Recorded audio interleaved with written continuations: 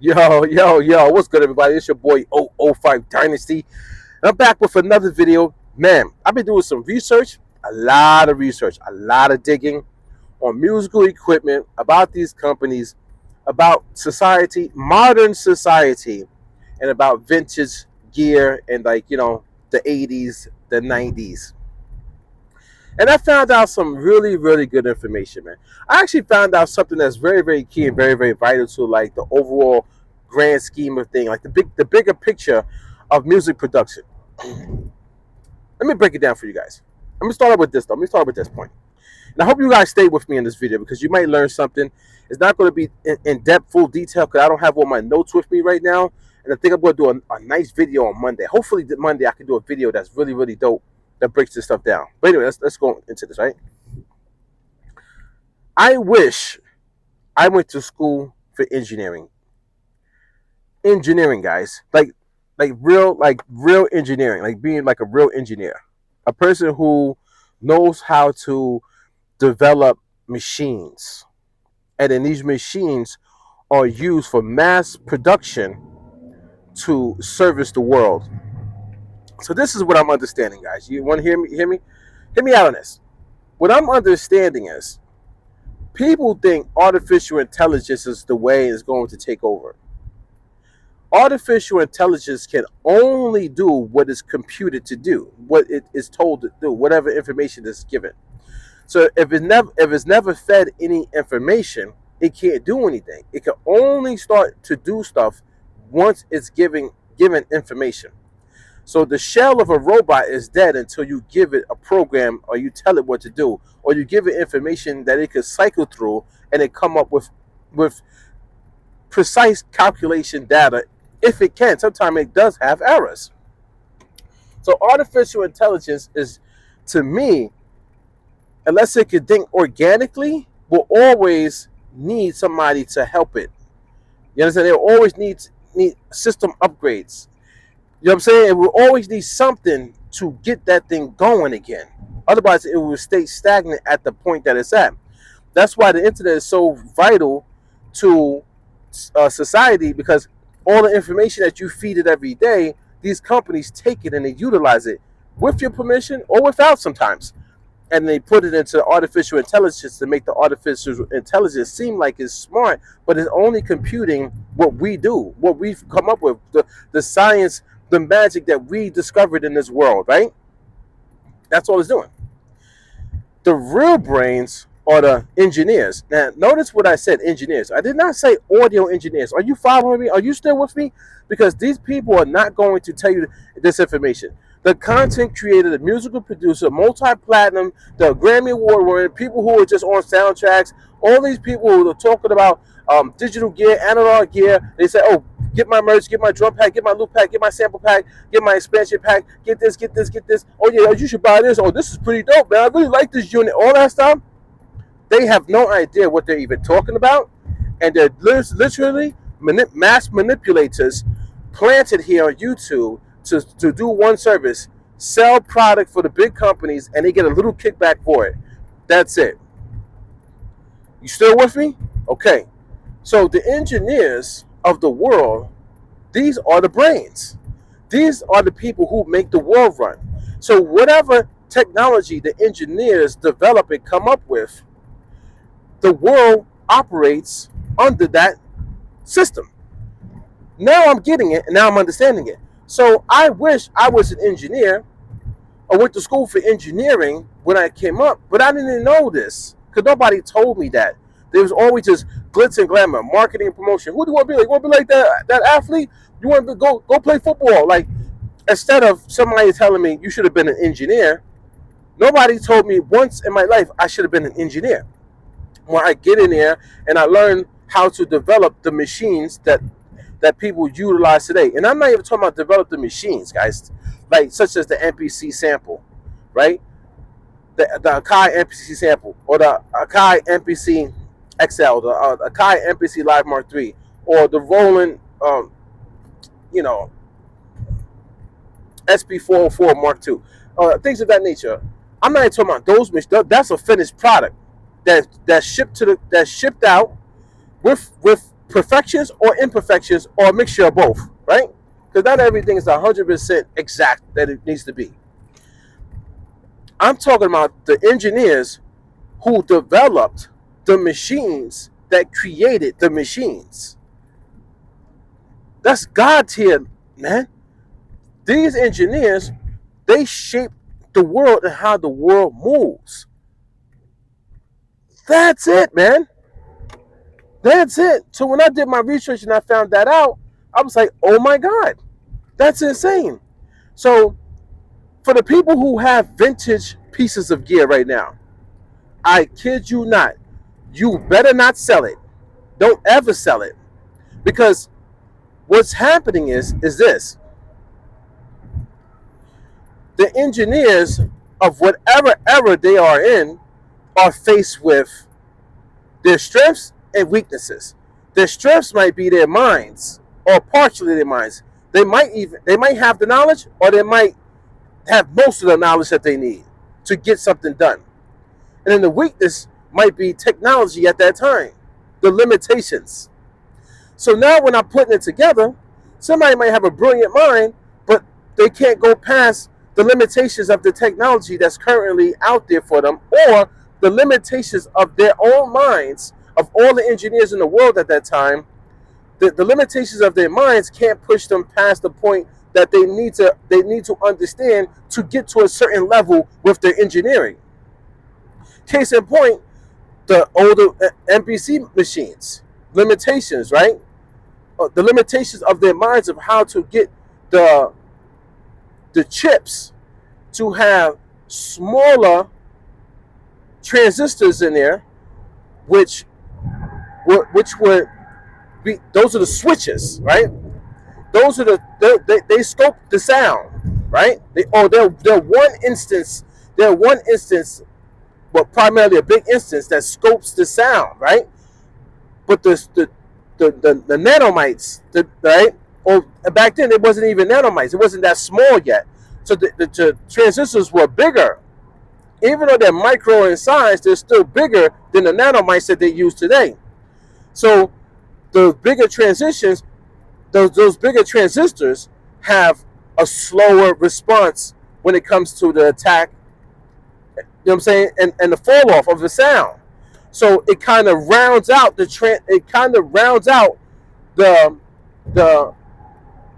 what you call it? It rounds out the it's skipping my mind right now. So it leaves, since it's larger in size, right? Those switches, it leaves room for non-linear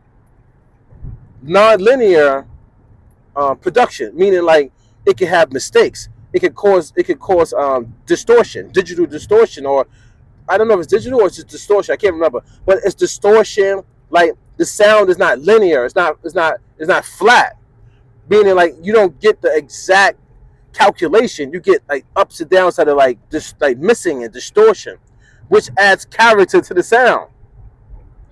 So when I'm going through this, right, I'm gonna go. Pardon me. I'm gonna go more in depth on that later when I have time to sit down and do the video.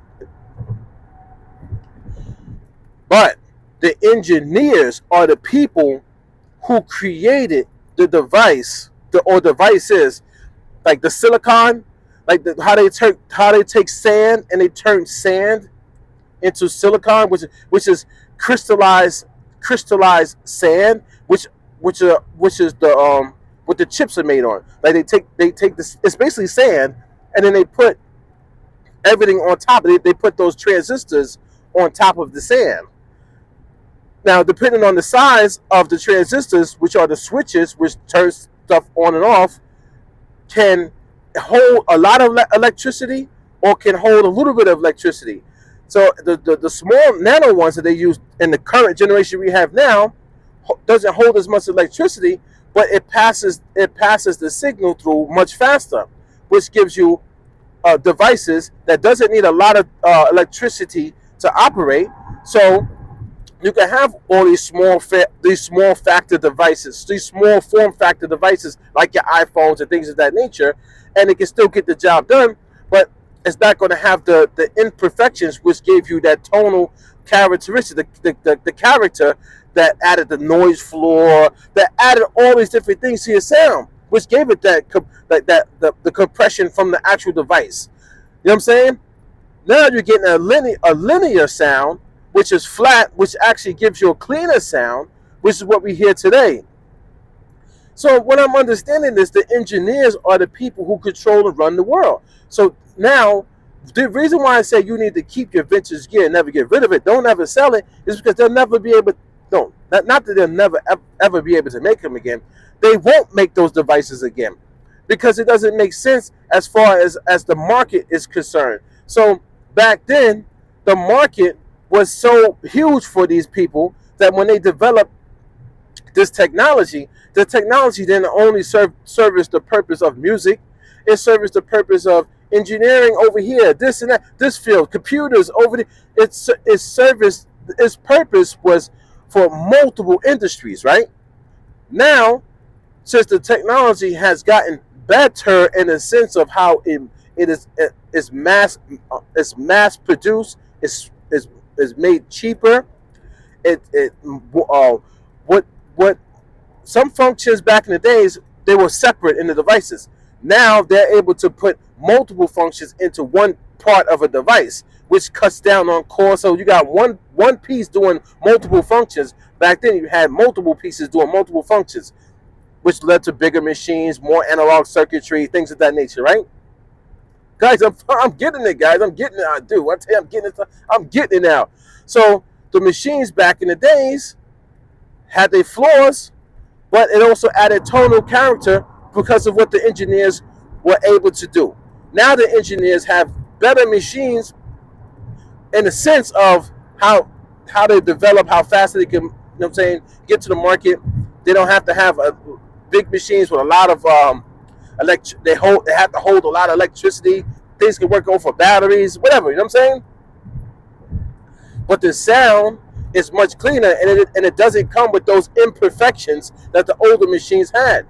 So the engineers of today are operating differently from the engineers from the past. They retain some of the knowledge, but the knowledge is now embedded into digital. So the machines digitally replicate. That's why they digitally replicate what the older machines did, but it's not going to give you exactly what the older machines did. So it's a replica. You know what I'm saying? It's imitation. It's like, you know what I mean? So with the machines, right, that we have currently, they do not have the hardware the engineering hardware machines from the past to make those machines anymore. And they wouldn't go back to doing that because it doesn't make sense. Because how many units are they going to sell? If they make an MPC with all, if they make an MPC, current generation MPC, that's mixed between the current generation stuff and the old generation stuff, right? How many of those units are they really going to sell to suffice having to build those infrastructures to make them? Because those infrastructures, when I was doing my research, cost millions, if not billions of dollars to make. It's kind of crazy that it takes that much money because they have to get engineers, they have to get software developers and designers. You have to build the infrastructure around this whole thesis, this whole hypothesis, this whole system. It's not just like done 1, 2, 3. All these companies are stuck into a system right now, the copy and clone generation. Nobody is stepping out to change the system. Nobody's thinking on that level because they're making money with the way that they're making money. So why would they go backwards to move forward when they can go backwards to move forward? But how much sense does it make if the rest of the world is not going backwards to move forward? Meaning the engineers are stuck on ARAM chips right now and all this stuff, all this thing that's happening right now for every industry. No, if music production was to try to go back to go forward, it doesn't make any sense because there's not enough money there. Their company will probably go under trying to do that because they're going to make a big investment that's going to set them back, and nobody's going to buy it. No, and then if they would, and then to think about it, guys, why would they go back to make those vintage pieces of gear just so you could have a better sound, or think you have a better sound, when you're not a great musical producer anyway? Just to try to satisfy a small niche market doesn't make any sense. So they're not going to go back to try to get that technology again and then make it, because they can do it, because technically they do have the materials. Those materials are still existing in the world, but somebody will have to go back, get all of the data, make the machines that were made back then to print those chips with those mini I forget what they call it. Those micro transistors. They would have to recreate the sample time, sample rate, like this, because it's not just about the chips. It's about the bits, the bit rate. It's about the sampling rate. It's about the swing of the devices, because those devices had different swing back then, right? It's about all this stuff. They would have to recreate all of that in the machine that can create it. Do you get this now? So that's a lot of money that they would have to invest to go back to create. They don't have those machines that's sitting around anymore, guys. When they start changing technology, they start repurposing their old factories into the new factory, either selling stuff or breaking things down and using parts for the new. Like, it's not. They don't. I'm pretty sure. I don't think anybody is sitting around with the older gear, the older factory machines that was used to create the MPC 60, the MPC 3000. I highly doubt that somebody is just sitting back with a replica of those machines. So the machines that they use to print today print smaller transistors, smaller switches onto the boards, onto the chips. I mean, and everything is different. Everything's different now. You understand, guys? Are you still following? You still following me? So this new MPC sample, the Akai MPC sample, is not going to have the same sound as the vintage gear, because how can it, when it wasn't developed on that type of technology that existed back then? And these companies, I highly doubt they have an infrastructure set up where they put millions of dollars or even billions of dollars into building this whole infrastructure around vintage gear or vintage and modern gear hybrid.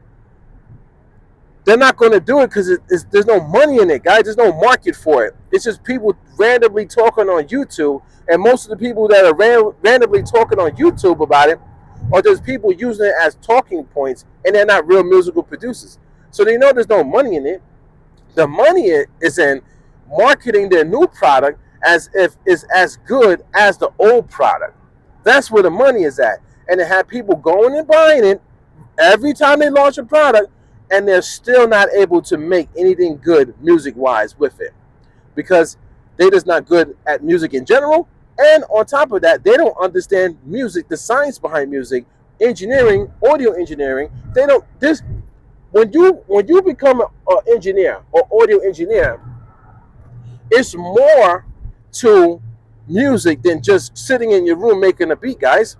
When you become a musical producer, it's more than just sitting in your room making a beat, guys.